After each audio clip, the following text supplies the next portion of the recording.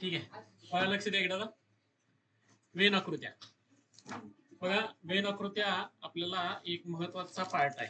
आता ह्या वेन आकृतीमध्ये महत्वाचा मुद्दा काय येतो की वेन आकृतीमध्ये दोन किंवा दोन पेक्षा जास्त घटकांचा बघा काय केलं जातं, दोन किंवा दोन पेक्षा जास्त घटकांचा संबंध सांगितलेला असतो. संबंध दाखवण्यासाठी वर्तुळांचा वापर केला जातो. कशाचा वापर करतात? मोस्टली वर्तुळांचा वापर केला जातो.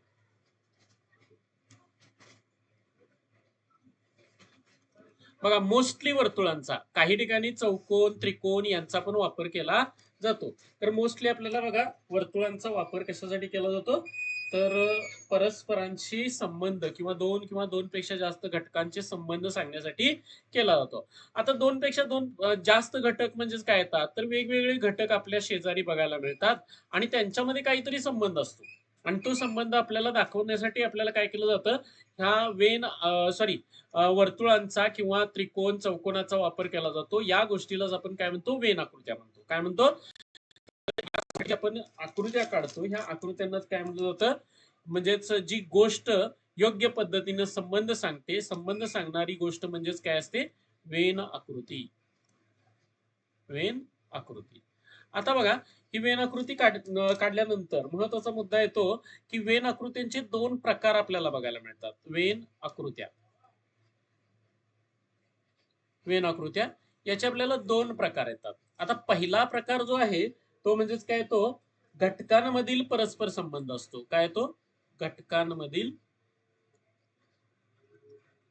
परस्पर संबंध.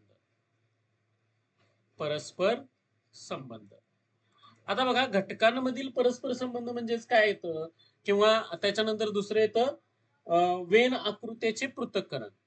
वेन आकृत्यांचे किंवा आकृतीचे पृथक्करण म्हणू आपण तिला. आकृतीचे पृथक्करण. वेन आकृतीचे पृथक्करण. आता बघा, याच्यामध्ये आपल्याला पहिला मुद्दा म्हणजेच काय, घटकांमधील संबंध. कशाबद्दल आपल्याला बघायचं आहे, घटकांमधील परस्पर संबंध.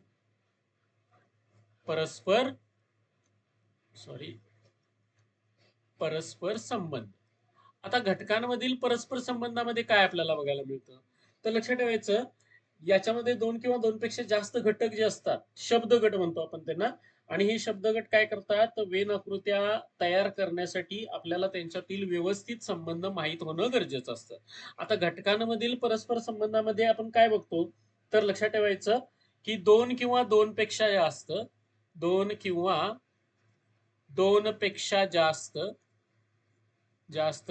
घटकातील संबंध विचारात घेऊन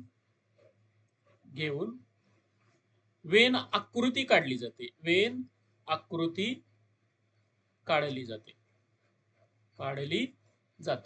म्हणजेच काय रे, तर लक्षात ठेवायचं, इथं दोन घटकातील परस्पर संबंध घेऊन ज्यावेळी आकृती काढली जाते आणि इष्ट आकृतीचा विचार केला जातो. कशाचा? इष्ट आकृतीचा विचार केला जातो.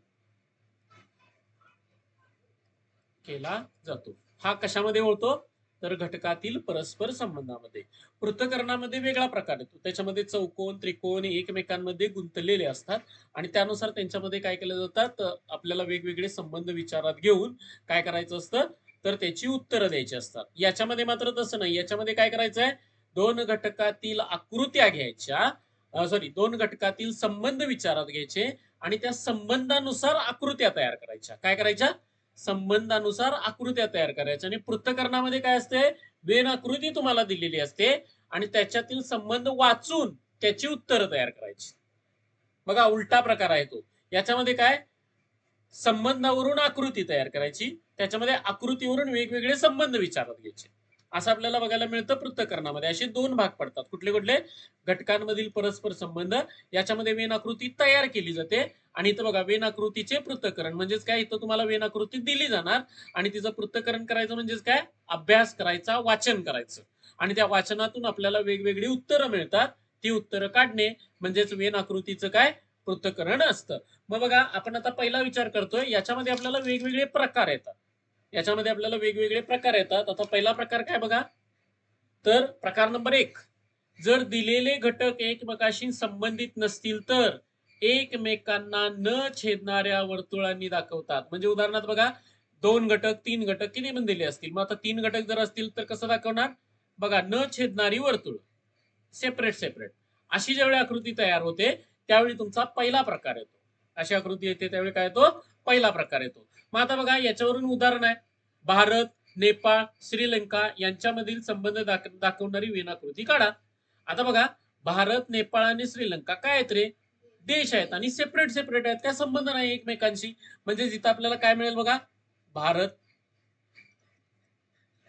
ठीक आहे, नेपाळ, नेपाळ आणि काय मिळेल आपल्याला, तिसरं म्हणजेच काय, श्रीलंका. श्रीलंका म्हणजे बघा, 3 वर्तुळ सेपरेट सेपरेट एकमेकांना न छेदणारी, हा कशातला संबंध आहे, ह्या 3 राष्ट्रांमधला संबंध आहे. भारत, नेपाळ आणि श्रीलंका यांच्यामधील संबंध आपल्याला वेन आकृतीने दाखवायचा असेल तर 3 वेगवेगळी वर्तुळ काढायला पाहिजेत, कारण काय हे एकमेकांशी काही संबंध ठेवत नाहीत. तसंच आपल्याला आता बघा पुढे काय, इंग्रजी, लॅटिन आणि ग्रीक हे काय आहेत रे, भाषा आहेत. काय मिळेल आपल्याला, भाषा आहेत आणि तिन्हीच्या तिन्ही वेगळ्या भाषा आहेत, काय संबंध नाही एकमेकांशी.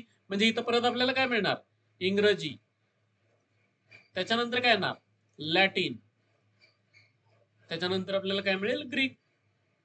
म्हणजेच आपल्याला बघा तिन्हीच्या तिन्ही वेगवेगळ्या भाषांची वर्तुळ आपल्याला दाखवता येतील. हा झाला पहिला प्रकारचा संबंध. काय, ज्यावेळी काय, आता जर दिलेले घटक एकमेकांशी संबंधित नसतील तर ते काय करायचे, एकमेकांना न छेदणाऱ्या वर्तुळांनी दाखवायचे. मग एकमेकांना न छेदणारी वर्तुळ आपण कशी पण काढू शकतो, फक्त ते आपल्याला इथं बघा हे वाचता आलं पाहिजे, भारत, नेपाळ आणि श्रीलंका यांच्यामध्ये कोणताही संबंध नाही म्हणून आपण त्यांना सेपरेट सेपरेट दाखवलं. सेम कंडिशन आली काय, इंग्रजी, त्याच्यानंतर लॅटिन आणि ग्रीक यांच्यामध्ये पण काही संबंध नाही म्हटल्यानंतर आपल्याला काय मिळालं, वेगवेगळ्या वेन आकृत्या आपण दाखवल्या. त्याच्यानंतर बघा आपल्याला पुढला प्रकार येतो. प्रकार काय, प्रकार आहे बघा दुसरा प्रकार, जर दिलेले 3 घटक, 3 घटकापैकी, आता 3 घटकांचा विचार करायचा आहे, पहिला घटक दुसऱ्या घटकात पूर्णपणे समाविष्ट असेल, तसेच दुसरा घटक तिसऱ्या घटकात पूर्णपणे समाविष्ट असेल तर त्यावेळी काय केलं जातात, तिन्ही घटक समकेंद्री वर्तुळाने दाखवतात. म्हणजे काय, हा पहिला घटक, पहिला घटक हा काय होणार, दुसरा घटक. बघा पहिला घटक हा दुसऱ्या घटकामध्ये पूर्णपणे समाविष्ट आहे आणि हा तिसरा घटक कसे आहेत बघा, एकमेकांमध्ये समाविष्ट असणारे असे समकेंद्री वर्तुळ आपण दाखवतो. म्हणजे हा काय झाला प्रकार बघा, जर 3 घटकांपैकी पहिला घटक दुसऱ्यामध्ये समाविष्ट आणि दुसरा घटक तिसऱ्यामध्ये समाविष्ट असेल तर आपण 3 काय करतो, समकेंद्री वर्तुळ दाखवतो. मग आता बघा याच्यामध्ये उदाहरण आहे, जग, देश आणि राज्य. मला सांगा, जग कशापासून बनलंय, अनेक देशांपासून, आणि देश कशापासून बनलाय, अनेक राज्यांपासून. म्हणजे बघा राज्य हे छोटं घटक आहे, राज्य, त्याच्यानंतर काय येणार देश आणि त्याच्यानंतर काय येणार जग. म्हटल्यानंतर आपल्याला काय मिळणार, हे काय झालं राज्य, त्याच्यानंतर हा काय झाला देश आणि हा काय झाला जग. म्हणजे हे असे आपल्याला 3 समकेंद्री वर्तुळ बघायला मिळतील, एक वर्तुळाच्या आत दुसरं, दुसरं वर्तुळाच्या आत तिसरं. त्याच्यानंतर बघा आपल्याला काय मिळेल, पुष्पगुच्छ, फुले आणि पाकळ्या. पुष्पगुच्छ, फुले आणि पाकळ्या याच्यामध्ये आपल्याला काय मिळेल बघा, अनेक पाकळ्यांपासून काय बनतं, फुल, आणि अनेक फुलांपासून काय बनतं, पुष्पगुच्छ. म्हणून बघा आपल्याला काय मिळणार, पाकळ्या, त्याच्यानंतर काय ना फुल आणि त्याच्यानंतर काय ना पुष्पगुच्छ. म्हणजे बघा आतला हा जो भाग आहे तो काय आहे, पाकळ्या आहेत, पाकळ्या. त्याच्यानंतर हा भाग काय मिळणार आपल्याला, फुले, आणि हा काय मिळेल आपल्याला, पुष्पगुच्छ. पुष्पगुच्छ असे आपल्याला काय मिळतात, हे 3 प्रकार बघायला मिळतात. त्याच्यानंतर बघा तिसरा प्रकार आपल्याला बघायला मिळतो. काय कंडिशन आहेत बघा रे, इथं काय लिहिलंय, जेव्हा 2 स्वतंत्र घटक काय दोन स्वतंत्र घटक तिसऱ्या मोठ्या घटकाचे भाग असतात. दोन स्वतंत्र घटक तिसऱ्या मोठ्या घटकाचे भाग असतात. त्यावेळी काय केलं जातं बघा, एका मोठ्या वर्तुळात दोन स्वतंत्र वर्तुळे दाखवली जातात. म्हणजे काय, एक मोठं वर्तुळ काढायचं आणि त्याच्यामध्ये काय करायची, दोन छोटी वर्तुळ काढायची. असं आपण दाखवतो. कधी, ज्यावेळी दोन स्वतंत्र घटक असतात, तिसऱ्या मोठ्या घटकाचे काय येतात, ते भाग बघायला मिळतात. मग त्यानुसार आपल्याला बघा इथं आहे प्राणी, कुत्रा, मांजर. आता मला सांगा, कुत्रा आणि मांजर दोन्ही पण काय आहेत रे, प्राणी आहेत. बरोबर आहे. म्हणजे प्राणी हा काय झाला, मोठा घटक झाला. प्राणी हा मोठा घटक झाला.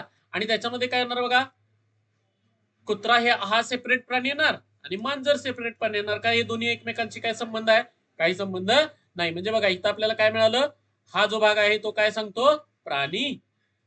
हा भाग काय सांगतो, मांजर. आणि हा भाग आपण काय म्हणू शकतो, कुत्रा. बघा असे आपल्याला सेपरेट सेपरेट घटक बघायला मिळतील. त्यानंतर बघा काय, कोबी, मेथी आणि भाजी यांच्यामधला संबंध सांगायचा आपल्याला. कोबी आणि मेथी काय दोन्ही पण भाज्या आहेत. म्हटल्यानंतर भाजी ही काय झाला, मोठा घटक झाला. आणि त्याच्यामध्ये कोण येणार, कोबी आणि मेथी. बघा ही फळभाजीसारखी भाजी बघायला मिळते आणि मेथी कसली आहे रे, पालेभाजी आपल्याला बघायला मिळते. म्हणजे ह्यांचा काय संबंध एकमेकांशी नाही. म्हणजे हे काय झालं, मेथी. ही काय झाली, भाजी. हे वर्तुळ काय झालं, भाजी. आणि हे काय झालं सांगा, कोबी. काय ना, कोबी. बघा अशा आपल्याला तिसरा प्रकार बघायला मिळतो. त्याच्यानंतर चौथा प्रकार काय, त्याच्यानंतर हा भारत, उत्तर प्रदेश आणि केरळ. काय बघा, भारत हा एक देश आहे आणि उत्तर प्रदेश आणि केरळ काय झाली रे, भारतामधले काय आहेत, राज्य आहेत. आणि ती एकमेकांना काय जोडून संबंधित वगैरे काय आहेत का, काय संबंध नाही. म्हटल्यानंतर भारत हे मोठ्या वर्तुळानं दाखवणार आणि उत्तर प्रदेश आणि केरळ कसे दाखवणार, छोट्या वर्तुळानं. म्हटल्यानंतर हे झालं केरळ, हे काय झालं उत्तर प्रदेश, उत्तर प्रदेश. आणि हे काय झाला भारत. बघा भारताचे हे दोन काय आहेत, राज्य आहेत. या पद्धतीने आपण त्यांच्यातला संबंध सांगतोय. त्यानंतर चौथा प्रकार, जेव्हा दोन घटक बाबी परस्परांशी संबंधित असतील आणि ते दोन्ही घटक एका मोठ्या घटकाचे भाग असतील. बघा वरच्याच प्रकार, परंतु एकमेकांना संबंधित पाहिजे.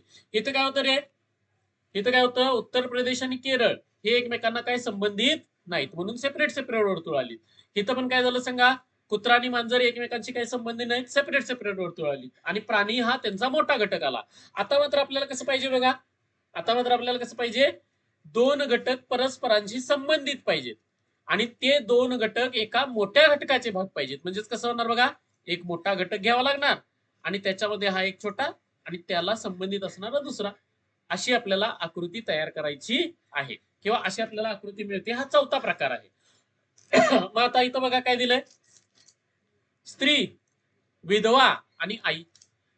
आता मला सांगा, विधवा ही सुद्धा काय रे, स्त्रीच आहे ना, आणि आई सुद्धा काय बघा, एक स्त्रीच आहे.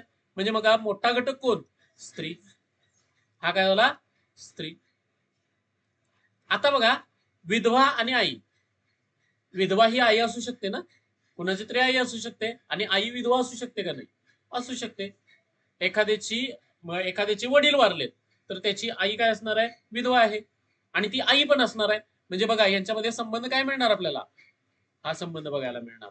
म्हणजे इथं कोण बघायला मिळणार, हे विधवा आहे आणि ती आई पण आहे. अशा पद्धतीचे आपल्याला काही संबंध बघायला मिळतात. तर अशा पद्धतीचे म्हणजे उदाहरणार्थ आपल्यालाही आपण पद्धतीनं मिळू शकतं. त्यानंतर दुसरा भाग कसा आहे बघा, मानव विज्ञान, समाजशास्त्र आणि मानसशास्त्र. आता मला सांगा, मानव विज्ञान, समाजशास्त्र आणि मानसशास्त्र याच्यामध्ये आपल्याला काय मिळणार बघा, समाजशास्त्र आणि मानसशास्त्र एकमेकांशी काय करतात रे, थोडेफार संबंधित असतात. आणि हे सगळे कशाचे भाग आहेत, मानव विज्ञानाचे भाग आहेत. म्हणून आपल्याला काय मिळेल, हे झालं मानव विज्ञान आणि त्याच्यामध्ये काय ना, समाजशास्त्र आणि मानसशास्त्र. हा काय झाला, समाजशास्त्र आणि हा काय झाला, मानसशास्त्र.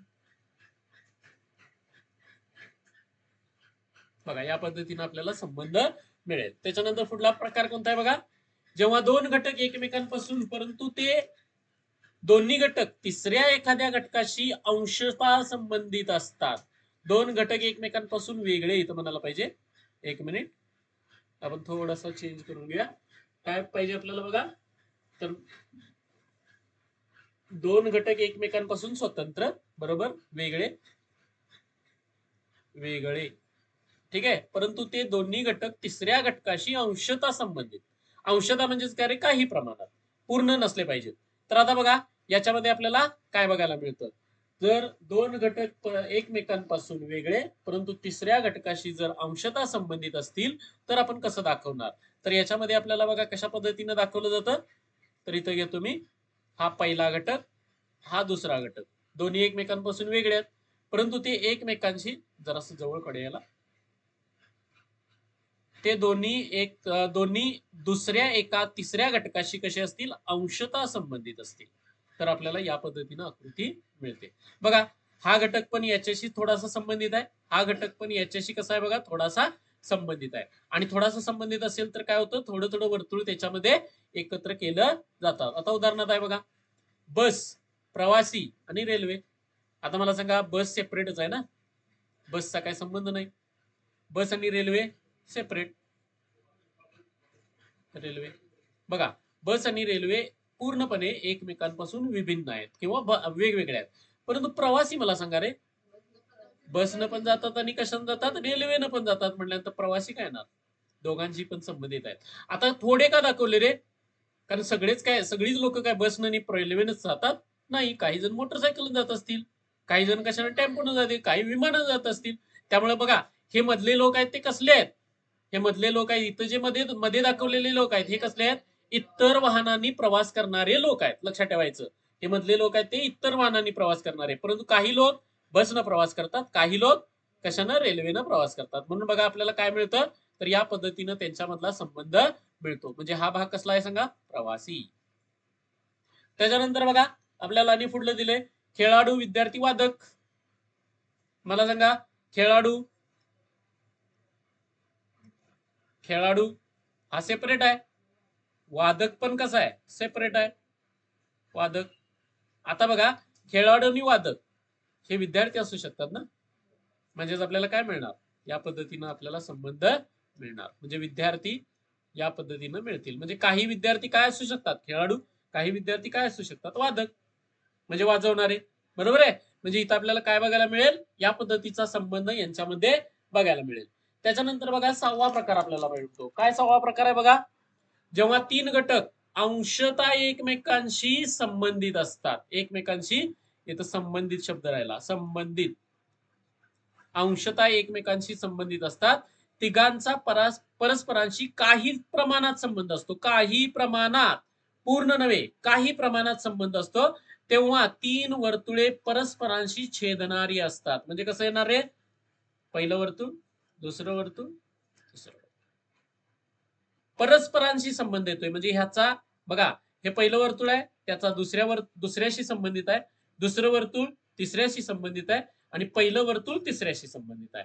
असं ज्यावेळी असतं त्यावेळी तुम्हाला या पद्धतीची आकृती बनते. मग या पद्धतीची आकृती इथं आहे बघा, लेखक, शिक्षक, पुरुष. काय होणार रे, काही लेखक शिक्षक पण असू शकतात ना, काही शिक्षक लेखक पण असू शकतात. म्हणजे ह्यांच्यामधला संबंध कसा झाला रे, असा आला ना. आणि लेखक पुरुष पण असू शकतात, तसे शिक्षक पुरुष पण असू शकतात. म्हणजे आपल्याला काय मिळणार, या पद्धतीचा संबंध तयार होईल. म्हणजे काय झालं बघा, इथं आले लेखक, लेखक, इथं काय आले शिक्षक, आणि इथं काय मिळतील आपल्याला, पुरुष. आता पुरुष बरोबर असं थोडंसच का, कारण काय, लेखक, सगळेच लेखक काय पुरुषच असणार आहेत, स्त्रिया पण असू शकतात, असू शकतात ना. सगळे शिक्षक काय पुरुष असणार आहेत, स्त्रिया पण असू शकतात. सगळेच पुरुष काय लेखक असणार आहेत, नाही, थोडंफार. म्हणजे अंशतः संबंध कसा आला, संबंध अंशतः. खरंच सगळ्यांचा एकमेकांशी, सगळ्यांचा एकमेकांशी संबंध येत असेल. आता बघा हा जर भाग तुम्ही बघितला, हा हा हा मधला भाग, हा काय सांगतोय रे तुम्हाला, सगळंच आहे. म्हणजेच काय, लेखक शिक्षक पण आहेत आणि पुरुष पण आहेत. असं ज्यावेळी असतं त्यावेळी काय मिळणार आपल्याला, हा मधला भाग बघायला मिळणार. लक्षात आलं का, हा संबंध कशा पद्धतीनं आपण दाखवतोय. तर याच्यासाठी बघा या पद्धतीनं आपल्याला हे संबंध दाखवले जातात. त्यानंतर बघा पुढला प्रकार आहे, शिक्षक, विद्यार्थी, विद्वान व्यक्ती. काय मिळणार आपल्याला बघा, शिक्षक, विद्यार्थी, विद्वान व्यक्ती काय मिळेल आपल्याला, तर परत यांचा संबंध असाच येईल. अर्थ काय झाला रे? अर्थ काय झाला? बोला. इथं शिक्षक आहेत, ठीक आहे. इथं मी म्हणतो विद्यार्थी आहेत, विद्यार्थी. आणि इथं कोण आहे? विद्वान व्यक्ती, विद्वान व्यक्ती. बघा यांच्यामध्ये संबंध असा कसा आला? तर लक्षात ठेवायचं, काही शिक्षक असतील ते विद्वान पण असतील, काही शिक्षक कसे असतील? विद्वान पण असतील. काही शिक्षक विद्यार्थी पण असतील, असू शकतात ना. काही शिक्षक म्हणजे मी शिक्षक आहे आणि मी काहीतरी शिकतोय, तर मी विद्यार्थी पण झालो ना. लक्षात घ्या. म्हणजे आता मी शिक्षक आहे आणि मी तबला वाजवायला शिकायला जातोय कुणाकडे तरी. काय अर्थ झाला? मी तिथं विद्यार्थी आहे, म्हणजे मी शिक्षक पण आहे आणि विद्यार्थी पण आहे. काही विद्यार्थी शिक्षक पण असू शकतात ना. काही शिकत असताना काय करत असतात? कुणाला तरी शिकवत असतात. आता तुम्ही मगापासून काय करत होता? एक व्यक्ती काय करत होती? की शिक्षकाचं पण काम करत होती, प्रश्न विचारत होती. म्हणजे काय झाली? ती तिथं काय झाली? विद्यार्थी आहे, परंतु कुणाचं काम करायला लागली आहे? शिक्षकाचं. म्हणजे काही विद्यार्थी हे शिक्षक पण असू शकतात. त्यानंतर विद्वान पण असू शकतात. विद्यार्थी विद्वान असू शकतात ना. चांगल्या पद्धतीनं अभ्यास करणारे, चांगल्या पद्धतीनं प्रत्येक गोष्ट बघणारे, चांगल्या पद्धतीनं आपले पूर्णपणे एफर्ट्स देणारे हे विद्यार्थी कसे असतात रे? विद्वान असतात. विद्वान व्यक्ती शिक्षक पण असू शकते, दुसऱ्यांना शिकवत असते विद्वान व्यक्ती. म्हणजे ह्यांच्यातला संबंध कसा आहे? कसा आहे? संबंध अंशतः संबंध आहे आणि सगळ्यांचा एकमेकांशी अंशतः संबंध असेल तर या पद्धतीची काय घडते? आकृती तयार होते. लक्षात आलं का हे? बघा कशा पद्धतीने आपल्याला वेनाकृत्या तयार होतात. आपण आता 6 प्रकार बघितले, अजून प्रकार आहेत. अजून आपल्याला प्रकार यांच्यामध्ये तयार करता येतात. तर या पद्धतीचं आपल्याला ही गोष्ट बघायला मिळते.